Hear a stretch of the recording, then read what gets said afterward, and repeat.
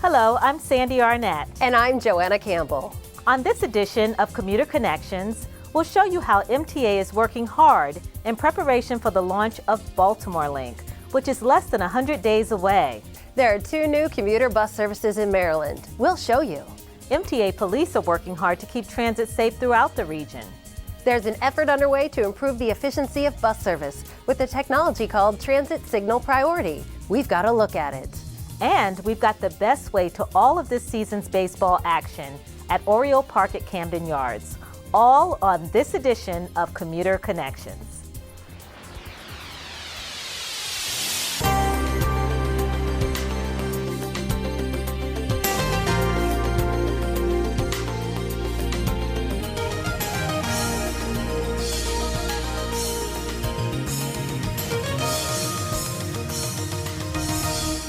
Informing the public about the exciting changes coming to Baltimore Transit through Baltimore Link is an important task for the MTA. It's hard to believe, but the big launch for Baltimore Link is now less than 100 days out. There's a lot involved in making this new service happen, and MTA Director of Planning and Programming Kevin Quinn joins us with a look at this huge effort. Hi, Kevin. Hi, Joanna. So what is Baltimore Link? Baltimore Link is a complete redesign and a reimagining of Baltimore's transit system. And as part of that, we're really focused on 3 main pieces. One is improving reliability for our customers. We want a more reliable service. Second, we want to connect better to the modes that are all part of our system, that really form our full transit system today. You know, our light rail, our metro, our MARC system, commuter bus. And we also want to take people to where the jobs are. You know, this region has changed dramatically over the past 50 years. You know, places like Owings Mills, White Marsh, they look very differently than they did 50 or 60 years ago. And we want to create those connections that get people to the jobs where they are in our region. So how did this all come to be, Baltimore Link? Well, you know, Governor Hogan announced this back in October of 2015, and that announcement of Baltimore Link was really based on some data that was done back in 2013 as part of the Bus Network Improvement Project. And the governor announced Baltimore Link, and it's a series of not just operating pieces, not just improving our bus network, but things like dedicated lanes and transit signal priority and other pieces of infrastructure that are really important to helping our buses get through the city much faster. And it sounds like you have a lot going on. So when does this all take place? Sure. So, you know, our service is going to change over on June 18th, 2017. That's the big day of the launch. And that'll be a big day. You know, we will go from having one system on one day to a brand new system the next day. And it's really been approached like that throughout the country. It's tough to just turn on one piece of a transit system. You've really got to take a holistic approach to it. So how much of the current system changes in June? Well, everything. You know, every single route changes at least in number. So that said, you know, about 50% of our routes, they retain a lot of the same alignments. They're very similar to the routes that are out there today. But there's a whole other 50% that changes really dramatically. And something important to note is that those pieces that change dramatically carry about 70% of our riders. So you might be saying, oh, 50% don't change, 50% do change, but it's going to affect the majority of our riders. And that's really important, which is why communicating to them is so important.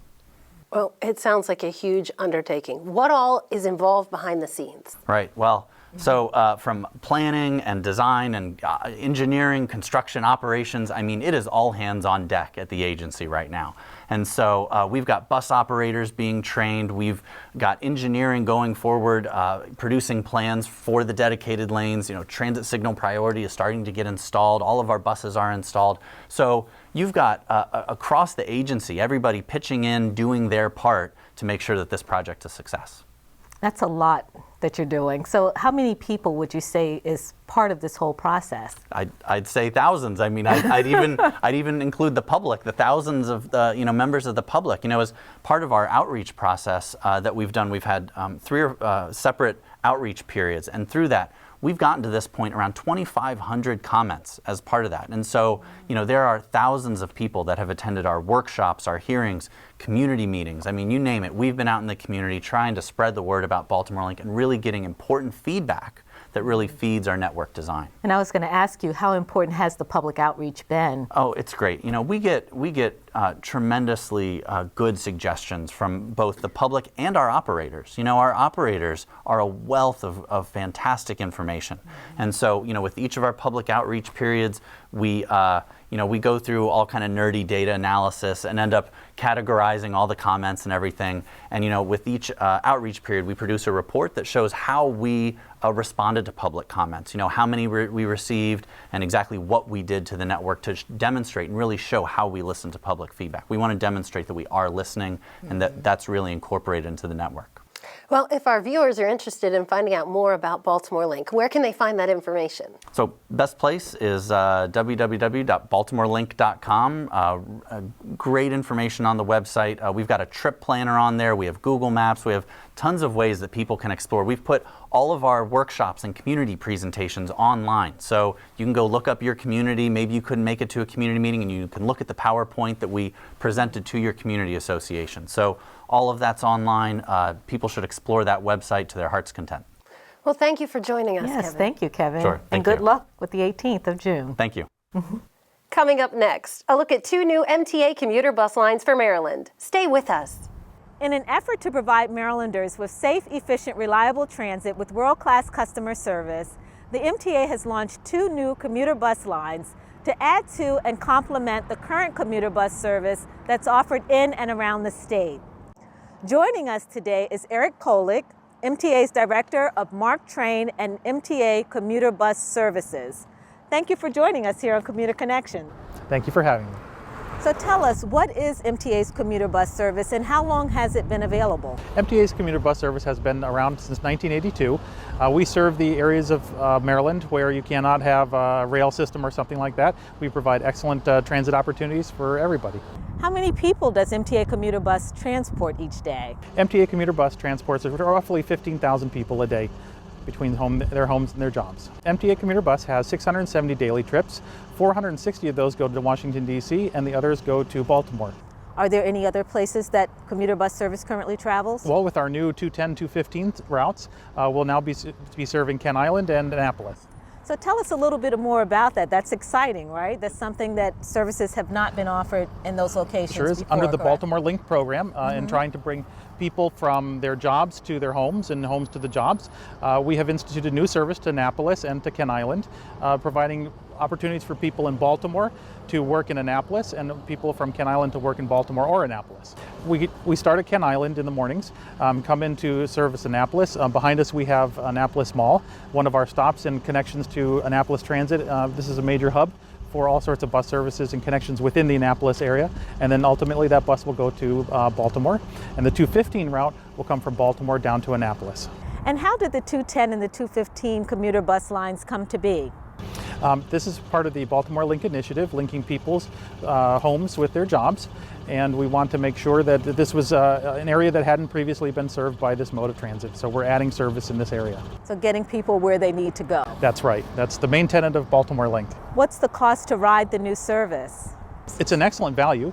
It's $6 one way from end to end. So somebody who works in Kent, or who lives in Kent Island and works in Baltimore, for a $12 round trip per day, that's an excellent value.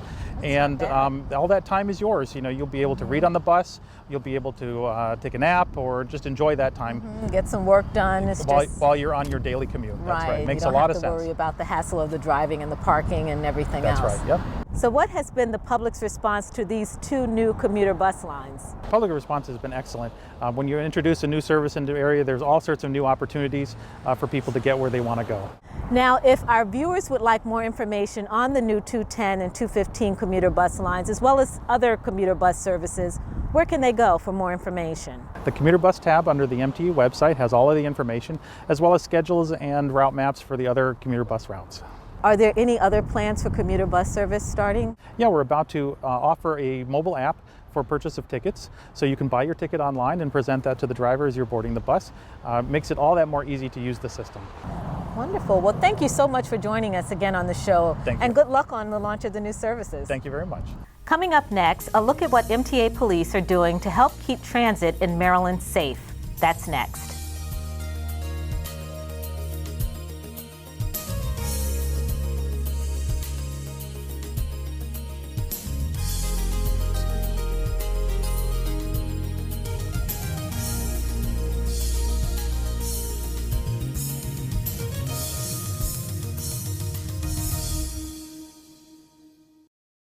MTA Police remain busy throughout the region, keeping transit safe with a strong, effective presence and good policing along MTA systems. This effort is definitely paying off, with an impressive 52% reduction in Part 1 serious crimes since 2007. MTA Police Captain Theodore McLaughlin joins us with a look at these successful crime-fighting measures. Thank you for joining us. You're welcome. So what is the mission of the MTA Police? The mission of the MTA Police Force is to professionally enforce the laws to protect its transit community, facility, employees with dignity and respect. And what is the jurisdiction for the MTA Police to operate? The MTA Police Force operates within the state of Maryland, specifically on property owned, leased, or operated by the administration. And this extends throughout the state of Maryland, but we mainly operate in the Baltimore metropolitan area, which is in the city. And you all have done a wonderful job, the MTA Police, in really significantly reducing crime on MTA's system. How has crime been reduced, and how were you able to accomplish that? We're very happy with our accomplishments. We're proud of those accomplishments. Since 2007, we've reduced Part 1 crime by 52%, and that's homicides, shootings, and rapes, those types of serious crimes. Since in 2016, we reduced crime by 6%. In 2015, as opposed to 2014, we reduced crime by 11%. And how have you been able to do that? I mean, I know that there are probably many strategies that you have in place, but that's a significant reduction year over year. So how have you been able to keep pace with that? There are several strategies that we utilize. Most importantly, we're data-driven police deployment, and we use the data that we from our criminal analysts for deployment of our personnel. We measure the effectiveness of those deployments, and we use those strategies and tactics to redeploy rapidly our personnel. If we see something that's not working, then we change the strategies or the tactics to ensure that they're working. So we want to make sure that we're keeping our patrons safe, our employees safe. So if it's not working, then we change it. So how do these numbers compare to similarly sized transit administrations around the country? In comparison, we're one of the safest transit administrations in the nation. For 2014 and 2015, we were compared as the safest, and in 2016, we expect it to be the same. So tell us, what makes a good transit police force? And I would imagine that you work closely with other law enforcement agencies? Yes, that's correct. There are a lot of strategies that we utilize to make us successful. Most importantly, it's the personnel. We have the most dedicated, committed, and professional law enforcement personnel, I believe, in the nation, the second to none. And also great leadership under the guidance of Colonel Gavrilis, which is our chief of police, and under the direction of the administrator, Paul Comfort. We've been able to utilize those strategies that are utilized by the most successful police agencies throughout the nation and implement them here. And that sometimes we actually set the standard, not only meet the standard, but set the standard. And other agencies come to us for those strategies that we utilize, and they implement them in their areas as well. And we also partner with all the local, state, and federal law enforcement entities throughout this area. We have 49 memorandums of understandings with agencies throughout this area, and they also help us to ensure that we protect our properties, our employees, and facilities here at the MTA. And how important is community outreach in making the MTA Police Force successful? We believe that public safety is a shared responsibility, so one of the aspects that we utilize is a see something, say something program. So we look to our patrons to help us in that endeavor. So if they see something, they call in and they let us know if they see something suspicious, if something is going on. We also have been successful in utilizing BOLOs, be on the lookout. So we put them out in the media, and then we have the public call in to aid us in capturing persons who've committed crimes. So it's very important. We also, in addition, we've reached out and become a part of the communities that we police. So we have several things that we annually, we have the Tip a Cop program and the Polar Bear Plunge, and we also do the Torch Run for Special Olympics. So not only are we integrated in the community, but we make sure that they understand we're committed to being a part of the community as well. And those are great events too, to be a part, good causes to support. Now, I know too that MTA Police are looking for a few good men and women to join the ranks. So tell us, what are some of the qualifications, and for a person who's interested in being an MTA police officer, what's the process? The basic qualifications are the same for any other police agency. You have to be at least 20 and a half years of age, so that by the time you graduate from the academy, you're 21 years old. You have to be a U.S. citizen. You have to have a high school diploma or a GED equivalent. Once you notice you have those things, the process is you go to a written examination, a background examination, you go through a polygraph examination, and your physical agility test. So, and then you get to go to the police academy if you pass all of those. So what they have to do, they just have to go on the MTA website, download the application from HR, and then submit the application. Okay, well, thanks so much for joining us on Commuter Connections, and keep up the good work. Thank you, you're welcome. All right. Now, coming up next, we'll show you how MTA is gearing up to help make your next bus ride an on-time one. Stay right here.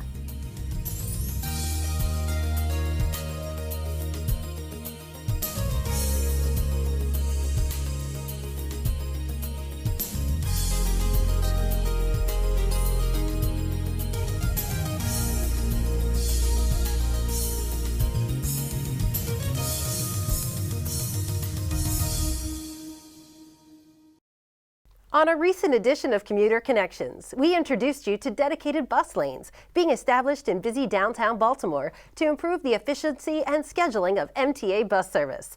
But improvements to service just don't end there. There's a technology called Transit Signal Priority that's also being used to assist MTA buses navigate through traffic congestion. Michael Helta, MTA Manager of Project Development, recently joined me to talk about this technology and how it's making a difference. We're here on location at Greenmount Avenue and 33rd Street to talk to MTA Manager of Project Development, Mike Helta. Hi, Mike. How are you today? How you doing? Great. Yourself? Fine, thanks. So, Transit Signal Priority, what is that? Okay, so what Transit Signal Priority, in essence, is it's a communication between the bus and the signal. And so what we do is we install a transponder onto the bus. We install kind of another transponder at the signal, so when the bus approaches the signal notices that the bus is within range, and they communicate back and forth. So if the bus is approaching and it's about to turn red, maybe the signal holds it open a little bit longer so the bus can get through. Conversely, if the bus is sitting at a red, maybe it cycles to green a little bit longer so the bus can get moving along and maintain its efficiency and reliability. So will this help the MTA with scheduling and efficiency of the bus lines? Yeah, it'll play a role in all of those things. I mean, so if you think about a bus going through a congested corridor that sits at, a number of stoplights, if we can save, 5 to 6 to 7 seconds on each one of those, throughout the entire day, that really starts to see some improvements in our reliability. What brought Transit Signal Priority to the MTA, and how long have we had this technology? So the idea came about as we were designing Baltimore Link and figuring out what it is we could do to make our buses more efficient, more reliable for the citizens of the Baltimore region. Transit Signal Priority is something that a lot of other agencies around the country use, and so we thought that's just one more strategy that we could jump into. So we looked into it, we spoke with the city, they were agreeable into looking into it, and it kind of went from there. What was involved in making this system work with the city? So step one was talking to the city. Obviously it's their infrastructure, it's their road, it's their signal. So we approached them and we proposed it to them, and they've been great to work with. We started looking at which corridors we could potentially put this on, and so they allowed us to start with some pilot corridors. So we're looking at the York, Greenmount, and the Lock Raven corridors. We run our red line and our green City Link lines throughout. So that coordination, that communication with the city has been integral to start putting this into place. When will the MTA fleet be rolling out Transit Signal Priority? So what we're doing right now is we're installing them on 250 of our CityLink buses. Now our CityLink routes are the ones that are color-coded by name, go throughout the entire region. They're our most frequent routes. And so we're putting them on every single bus that's going to go on our CityLink route, which is 250 of them. And we're going to be installing them on roughly 30 to 35 intersections in 2 pilot corridors. All that is scheduled to go live June 18th when Baltimore Link goes live. How effective is this technology in urban areas, and what other cities use it? So a lot of cities use this technology. Portland, LA, New York City, they all use it.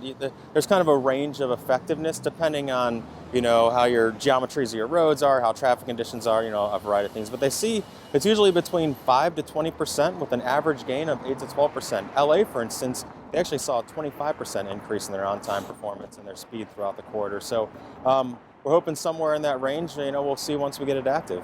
And how will this work with the launch of Baltimore Link? It's going live the same day? So much like the majority of things in Baltimore Link, June 18th is the magic day. So we're going to make sure it works first, and if it does, then we'll look on expanding it. All right. Well, thank you so much, Mike Helta. No problem. Coming up next, MTA has your best ride to baseball at Oriole Park and Baltimore Brigade Arena football. That's just ahead.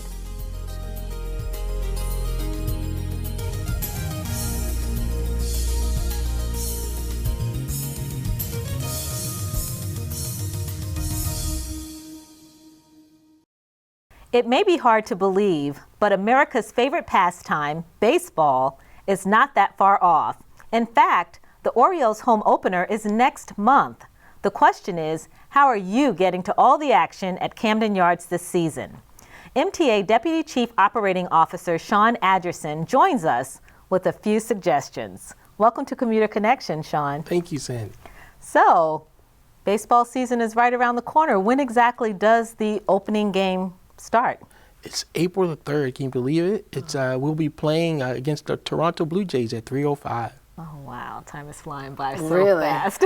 And what are some of the benefits to taking MTA to Camden Yards? See, the best benefit is you don't have to deal with the traffic downtown or the parking, paying for parking. If you choose to ride our service, using light rail, it drops you off right there in front of the stadium. You can park at one of our over 3,000 parking spaces on light rail. And if you use our Metro subway system, you can park for free, again, at one of our 3,500 parking spaces along the Metro line. So what does it cost to take MTA to the game? So a one-way fare costs you $1.70.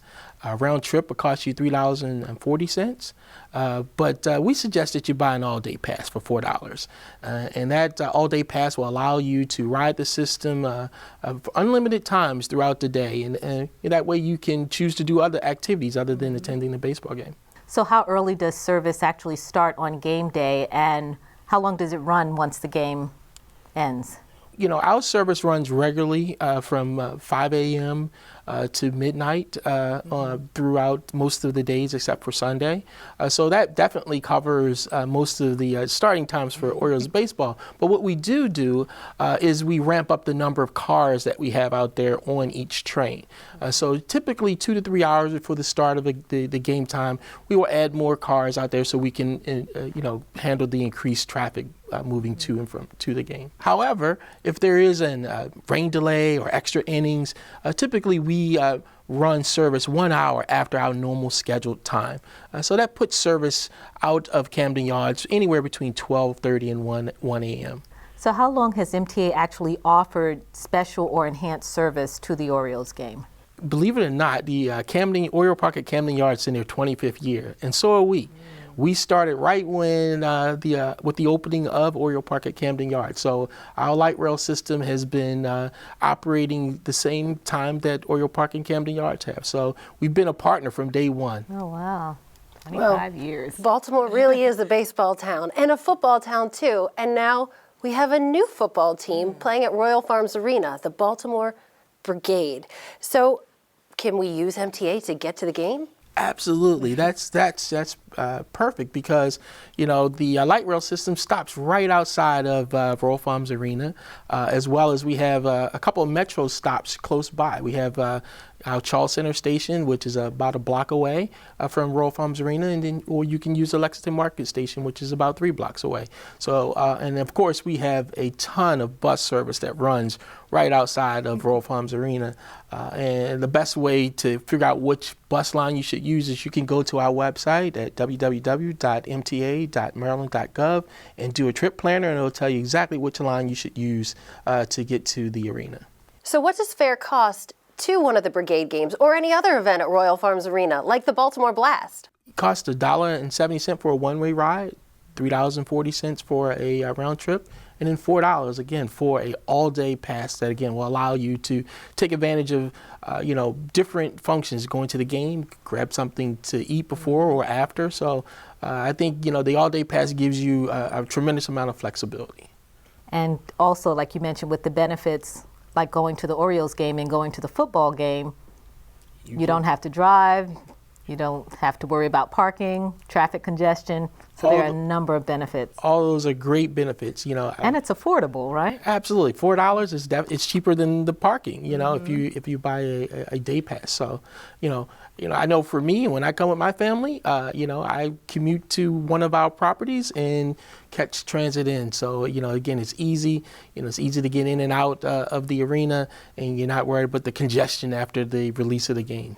So you're planning on attending a number of Orioles games and Brigade games this season? Absolutely. I'm a homer. I'm born and raised in this town, so I love the O's. And, you know, with, you know, arena football, that gives us, you know, football year round almost, right? And so I'll be definitely happy to have something else to cheer for the home team. Well, Sean, thanks again for joining us on the show. Hopefully we'll see you at the game. Thank you. We've come to the end of another Commuter Connections program. Thanks for joining us. We'll see you next time. Take care.